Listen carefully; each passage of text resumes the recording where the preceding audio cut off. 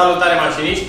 Astăzi la garaj avem un flipper adevărat, un Audi A3 cu un motor cel puțin neobișnuit și pentru caroseria asta, dar și pentru ce mașini modificate vedem în România în mod normal. Mai mult te vă spune cel care a creat-o și anume Doc. Îi dau cuvântul. Salut! Hai să vedem despre ce e vorba aici. Avem un Audi A3. La prima vedere, aș spune că ar avea undeva la maxim 200 de cai putere. Cred că așa spune și voi. Corect? Bun, haideți să deschidem capota și să vedem ce ne așteaptă.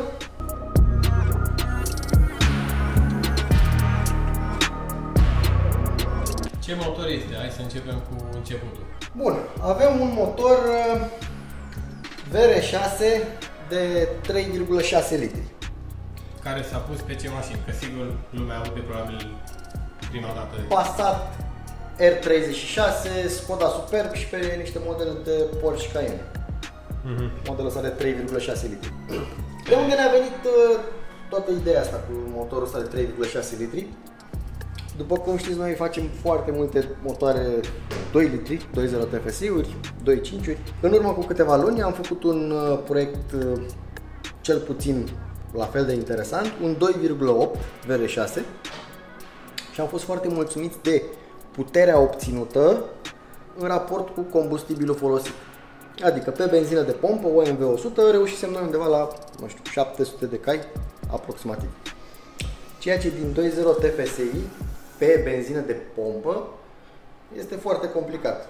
Un 2.0 TFSI te oprești undeva la 550-600 de cai maxim. Și am zis, ok, hai să vedem ce alte opțiuni mai avem din punct de vedere al cilindrei. 3,6 litri. Cred că este cel mai mare motor transversal pus pe o mașină din grupul Volkswagen. Bun, motorul la bază este un motor aspirat, 3,6 litri VR6 cu injecție directă. Bineînțeles că stock are undeva la 300 de cai, da? Injecția directă am anulat-o. Am luat motorul, l-am făcut bucăți, au fost schimbate partea de arcuri de supape, pistoane, biele. Am hotărât să-i punem și un griddle kit, ARP-uri la chiloasă, ARP-uri la palier, adică l-am pregătit cum am pregătit noi un 2.0 TFSI, așa am abordat și 3.6 pe partea de motor. Pe partea de cutie avem o cutie DQ500 de RS3, motor cutie. Hai să vedem. Pe partea de galerie de evacuare am ales o galerie tubulară, o să punem și niște poze, da? La care avem atașate 6 sonde de EGT, câte unul pe fiecare cilindru. Partea de turbo avem un G35 1050 cu are 1,21, un wastegate turbo smart de 60 de mm și o evacuare de 90 de mm. Bun, partea de traseu de intercooler, mă rog, ieșim cu 63, continuăm cu 76. În față avem un intercooler destul de obstrucționat de bara asta, dar își face treaba destul de bine. 600 pe 300 pe 100. Chiar suficient pentru puterea pe care o să o vedem imediat pe dyno. Ok, la partea de galerie de admisie avem o galerie 100% custom, partea de porturi pentru injectoare, de suport pentru injectoare, rampă, flanșe la clapetă și mai departe sunt făcute la CNC și ulterior asamblate de noi in-house în funcție de cât ne-a permis spațiul. Clapeta este o clapetă de 76 de mm, mai mult decât suficientă pentru nevoile noastre. Regulator de presiune aeromotiv, iar partea de management, deci partea de management motor, este un EcoMaster Black. Admisia 100 de mm, avem parte de răcire ulei atât la motor cât și la cutie.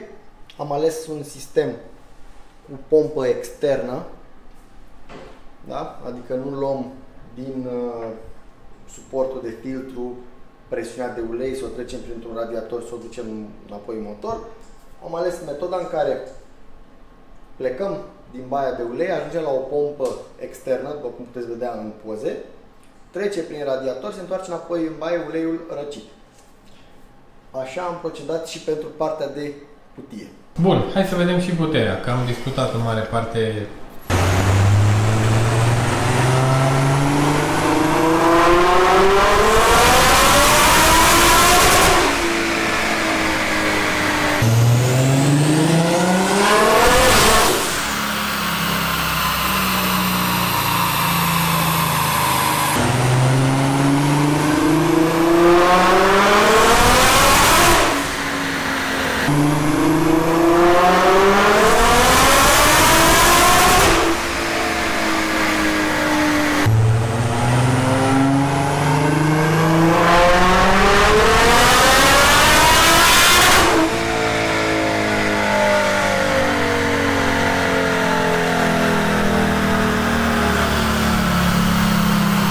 Bun, mașina are mai multe setări de putere în funcție de presiunea în turbină. Plecăm de la un minim de 0,8 bari, unde avem undeva la 580 de cai aproximativ, până la un maxim de 1,8 bari boost, unde avem 820 de cai și 1052 de Newton metri cuplu. Setări intermediare. Da, uite ce grafice frumoase de putere.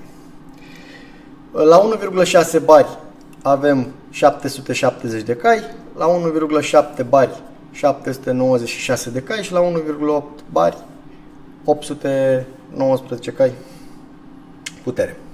Toate rezultatele sunt obținute exclusiv cu benzină de pompă, MOL 100 sau OMV 100. Nu este nevoie de niciun aditiv, de nicio instalație de metanol, absolut nimic. Te duci, alimentezi la pompă și ai 800 de cai pe benzină de pompă de care poți să te bucuri în fiecare zi.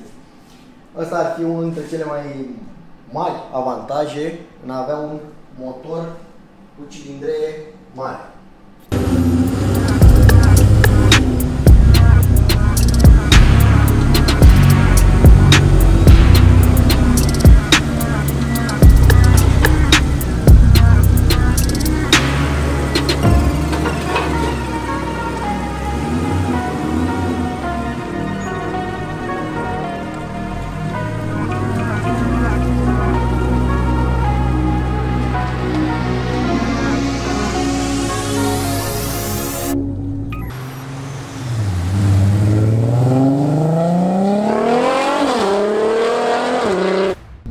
Am ieșit puțin și cu mașina pe stradă, ca să nu fie doar un clip plictisitor pe dyno. Hai să vorbim un pic despre mașină în timp ce mergem. Bun, unul dintre cele mai importante aspecte, din punctul meu de vedere, la o mașină daily sau măcar de weekend, este să-ți facă plăcere atunci când o conduci.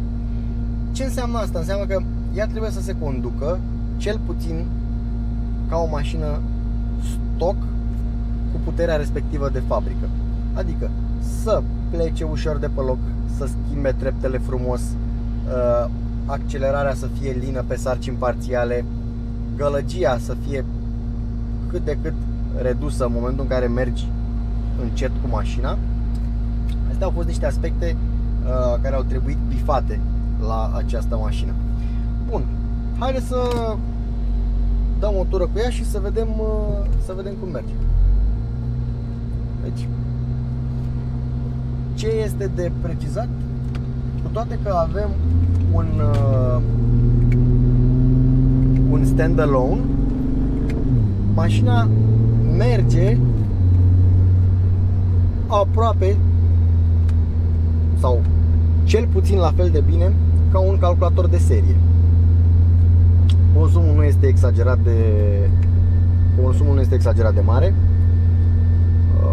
M-am plimbat zilele trecute vreo 200-300 de kilometri în jurul Bucureștiului, să spun așa, cu o medie undeva la 13, ceea ce este mai mult decât decent. Atenție, în ăștia 300 de kilometri au existat și câteva reprize de accelerare, adică n-am mers pe ea ca la piață, dar n-am ținut-o nici numai blană. După cum puteți vedea, nu avem niciun martor aprins în bord, niciun check engine, niciun ABS, niciun SP, niciunele, da, nu avem lichid de parbriz. Da. Ceea ce era foarte util pentru vremea de afară. Inclusiv treptele sunt afișate corect în bord, dacă te uiți. Da? Avem un DSG cu 7 trepte și toate cele 7 trepte sunt afișate corect în bord. Bun, zi-mi, David, ce întrebări ai tu legate de setup-ul mașinii? Pe partea de cutie, ambreiajele sunt upgradate? Da, avem niște ambreiaje pregătite pentru 1200 de newtoni. Tot pe partea de transmisie avem și o volantă custom. Custom pentru că avem motor VR6 și cutie DQ500, exact. Volanta este și ea întărită, pregătită tot așa în zona de 1200-1300 de newtoni să reziste. Și care ar fi potențialul motorului pe benzină de curse? Momentan nu am exploatat tot potențialul motorului pe benzina de pompă. Am ajuns undeva la 1,8 bari boost, ceea ce este chiar decent pentru o benzină de pompă, luând în calcul și raportul de comprimare al motorului. Spun că ar mai fi loc de ceva cuplu și de ceva putere.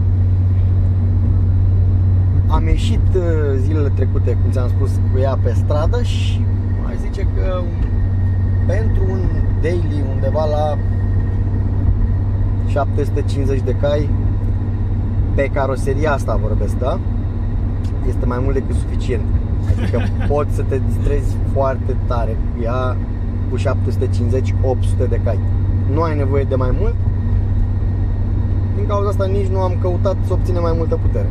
Viabil ar fi un setup de genul ăsta pentru cineva care ar vrea poate ceva un pic mai ușor, poate nu 700 de cai, dar un 5-600 și chiar să meargă cu mașina. Deci, atenție, motorul la mașina asta a fost pregătit, da, pentru 1300 de newton.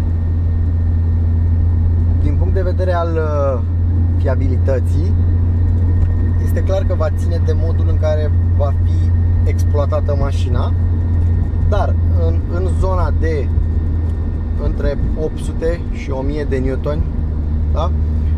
Nu ar trebui să avem parte de evenimente nefericite la capitolul fiabilitate.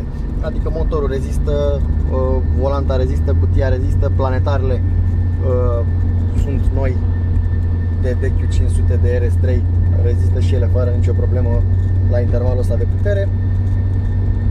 Partea de cardan și de diferențial, la fel, ține și de greutatea mașinii, partea asta de fiabilitate. Acum, dacă o să iei 5 prieteni în mașină de câte 100 de kg și o să dai plecări cu 1000 de newtoni, sincer, flanșa de cardan s-ar putea să fie deranjată de lucrul ăsta, exact.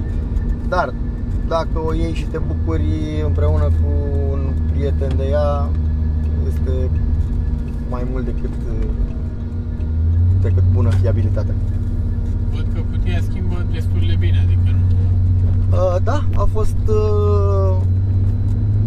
motorul și inclusiv cutia au fost mapate la Top Motorsport, da? De mine împreună cu Andrei. Ne-am dat silința să iasă ceva foarte bine. Uite, acum suntem pe drive, de exemplu, da? Și accelerăm ușor. Poftim. Asta deja în dreapta 5-a.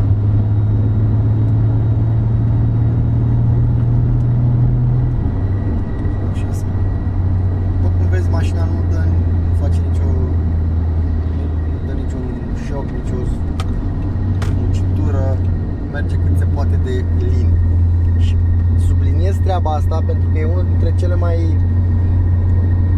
determinate lucruri să faci o mașină să meargă frumos cu multă putere. Da?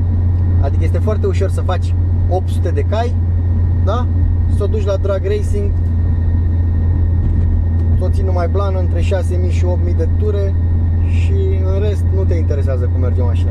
Nu, asta a fost o mașină lucrată inclusiv pe partea asta de drivability.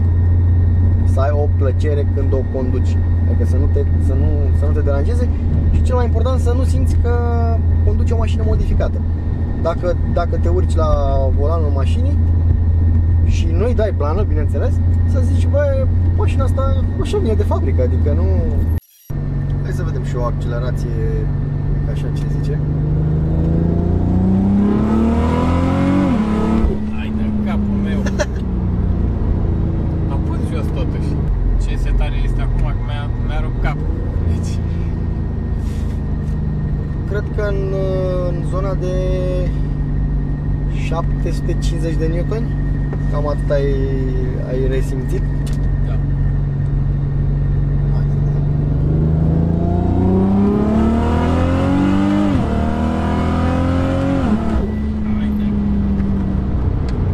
Hai de capul meu, e teleport direct, na? Da, îi dau destul de conservator cu schimbările și cu puterea, să rămânem totuși în limita, da, bunului, în limita bunului simț, da. E ireal, adică nu mă așteptam. Care e cea mai puternică mașină cu care ai mers până acum? Undeva la 500 de cai, dar totuși nu mă așteptam să tragă așa pe setare mică. Păi stai puțin, că setarea asta mică e totuși o setare destul de puternică pentru, știu eu, multe alte mașini. Știu, dar tot mai sunt 250 de Newton pe care îi are în rezervă, da. Da, adică asta este și motivul pentru care am optat să avem două hărți. Nu ai cum să mergi daily cu 1000 de Newton să spui că te bagi în depășiri, pentru că la 1000 de Newton încep să spatineze toate patru roțile până la 150 la oră. Da. Deci nu... Da. Foarte ok așa. Mi-ai dat cu camera în cap. Da. Da, ai vrut să-mi scoți și ochii cu... Greu să țin, adică nu-i glumă, chiar trage rău. Da, oricum în momentul de față avem setat și un boost by gear. Adică pe treapta 1 este redusă complet puterea și pe treapta 2 undeva la 30%. Tot din motive de aderență. Adică momentan am toți cei 750 de Newton pe harta mică din treapta 3 încolo. Pe treapta 1 și 2 am lăsat pe treapta 1 0,8 bari boost, probabil undeva la, nu știu, 600 și ceva de Newton. Și pe treapta 2 la fel, pentru a evita orice patinaj. Ce îmi place foarte mult la partea asta de standalone este, pe lângă partea de customizabil, este ușurința în a interveni și a face modificări rapide. Adică vreau să fac ceva acum în 5 minute, să modific hărțile, să am boost mai mare pe întâia, boost mai mic pe a doua, sau înțelegi? Da. Este iar un aspect foarte, foarte important. Te ajută odată la un reglaj rapid al mașinii și la un rezultat final cât mai aproape de ce-ți dorești. Da, clar. Și mașina pare foarte controlabilă, adică dacă te gândești la... Nu? Adică nu ți s-a părut că ești pus în pericol. Toate că ea accelerează, sper că te-a făcut să te simți în siguranță totuși, nu? Da. Accelerează tare, dar safe.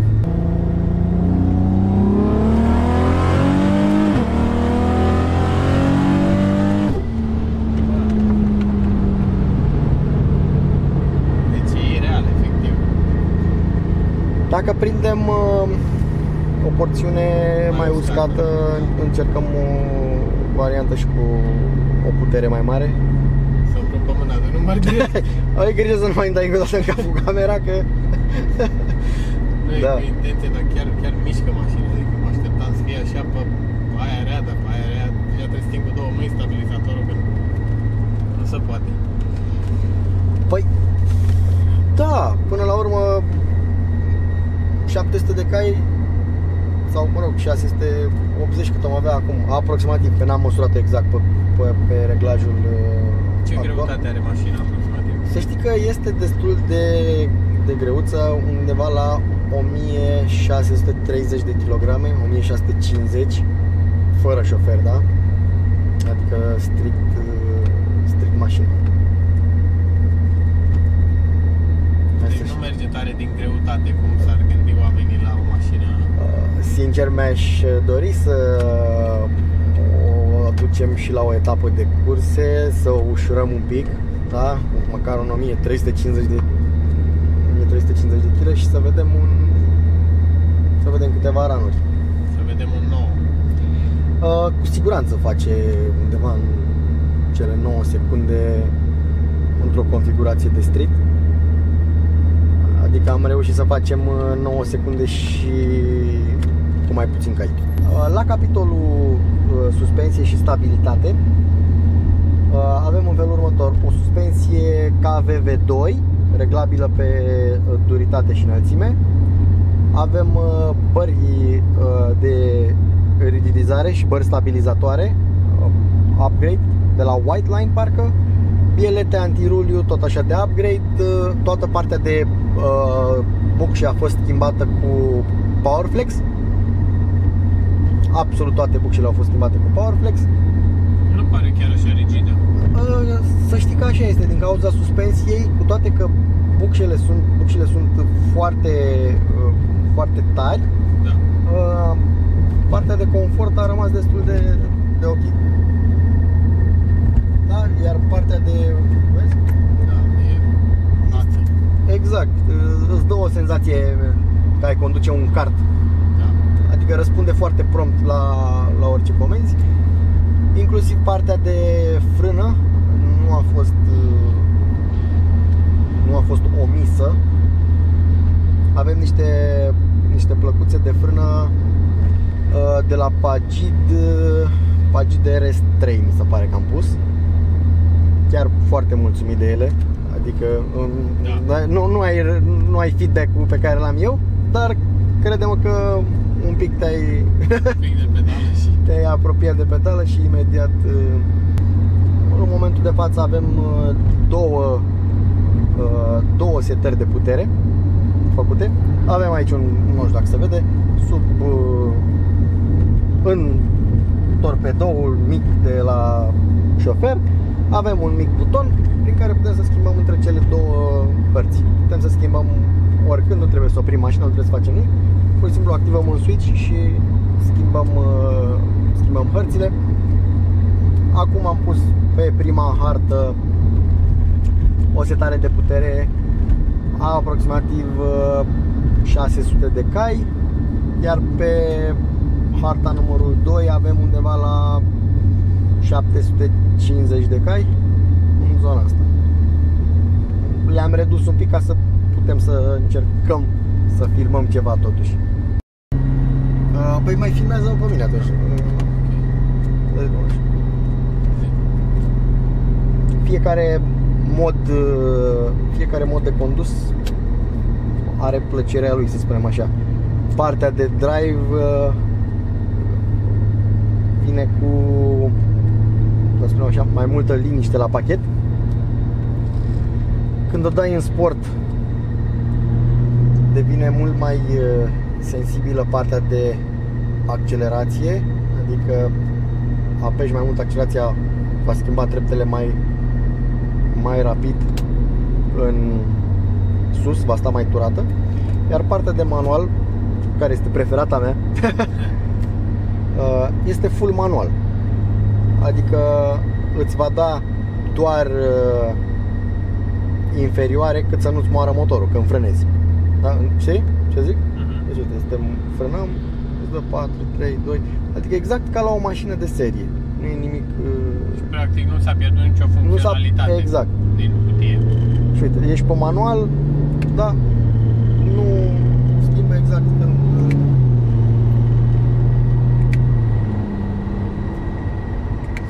Aș putea spune că DQ500 ăsta este și o cutie orientată spre economie. Opa.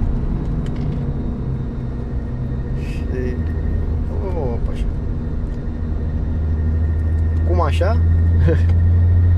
Are trepte foarte lungi. Să știi că etajarea este potrivită. Etajarea treptelor este potrivită pentru puterea actuală a mașinii. Uite, consumul de când am plecat de la garaj este undeva la 14, 9. Destul de decent. Da, și am stat destul de mult pe loc. Am stat destul de mult pe loc ca să mai filmăm, să mai povestim. Uite, ai și un consum instant, dacă te ajută cu ceva. Consumul a fost consumul indicat este chiar cel real. Da? Adică a fost calibrat corect să-ți indice corect. Da, 8,2% consum instant la 90 și chiar e decent. Da, foarte ok. Da? Nu e un 2.0 TDI. Da, deci, clar. Toate că s-ar putea să avem colegi cu 2.0 TDI care se apropie de consumul ăsta.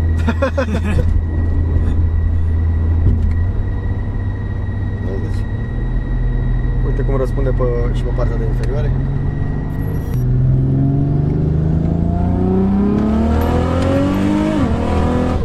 Uite, capul meu, deci pe schimbul de treaptă era să scroiesc una.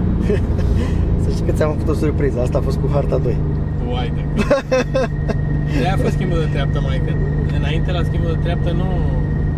A fost mai exploziv. Nu la camera din mână halul ăsta. Da.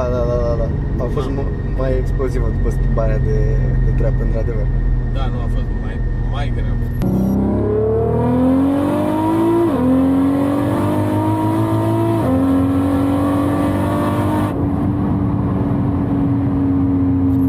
Poate e un pic ridicolă întrebarea cu schimbul uleiului, dar totuși la câți kilometri s-ar schimba uleiul la un astfel de motor și eventual și la cutie, cred că e interesant de știut.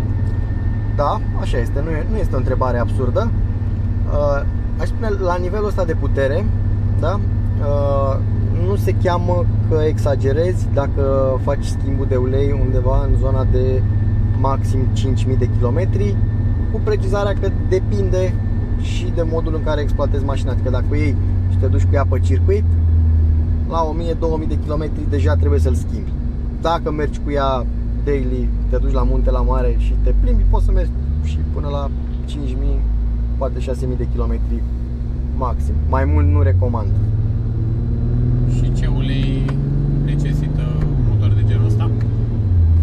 Deci toleranțele din interiorul motorului au fost gândite pentru a merge bine cu un ulei de viscozitate 50. În cazul de față folosim un Motul 300V 15W50. Și la cutie este ceva special sau? La cutie avem ulei tot de la Motul, Dual Clutch Transmission, pe care îl schimbăm undeva la maxim 15.000 de kilometri.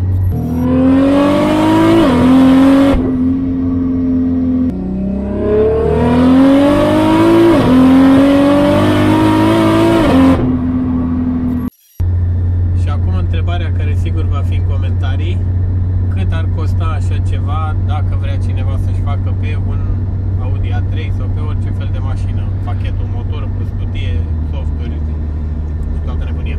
Bun, un pachet similar, să știi că îl oferă și nemții de la HGP. Cu același motor, 3,6 litri, oferă o configurație biturbo, cu motor stock, atenție, motor stock, adică pistoane stock, cred că îți pune cât o garnitură de decomprimare și, mă rog, tot pachetul la ei, tot cu DQ500, ei îți oferă undeva la 700 de cai, 770 de newtoni, la, atenție, 96.000 de euro plus taxe. Ce ar costa în Germania un setup de genul ăsta. Noi îl facem la Top Motorsport. Bineînțeles, toate pachetele de genul ăsta sunt configurabile, dar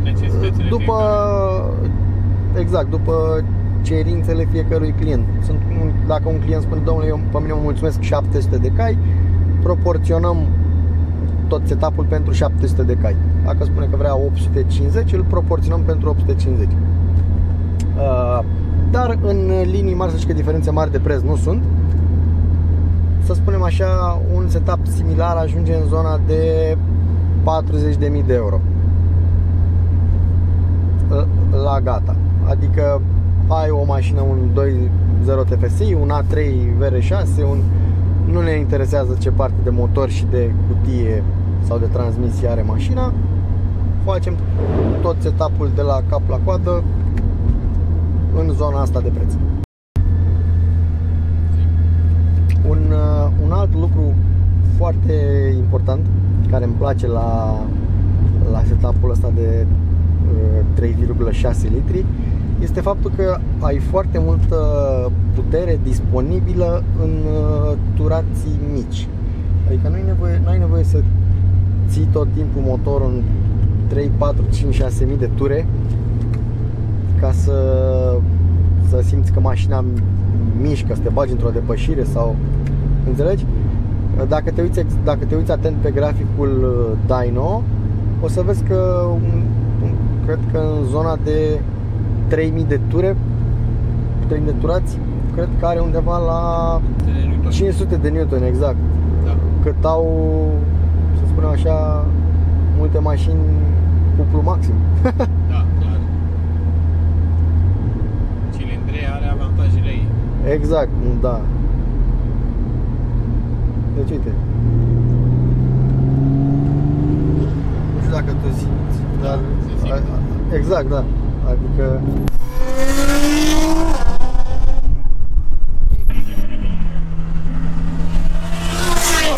ca idee, cât ar dura construcția unei astfel de mașini?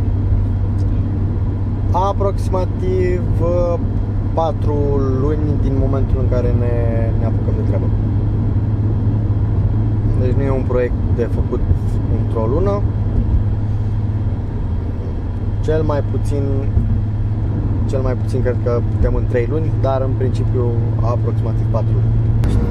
Care ar fi viteza maximă potențială pe care putea să o prindă mașina? Dacă o ducem pe un autobahn din Germania, undeva la 360, 370, în zona asta. Are suficientă putere pentru și rapoarte pentru cutie pentru a atinge viteza asta. Și acolo ar fi capătul de dreapta 7-a sau? Nu, capătul este undeva mai sus, dar probabil că acolo aș limita-o din considerente de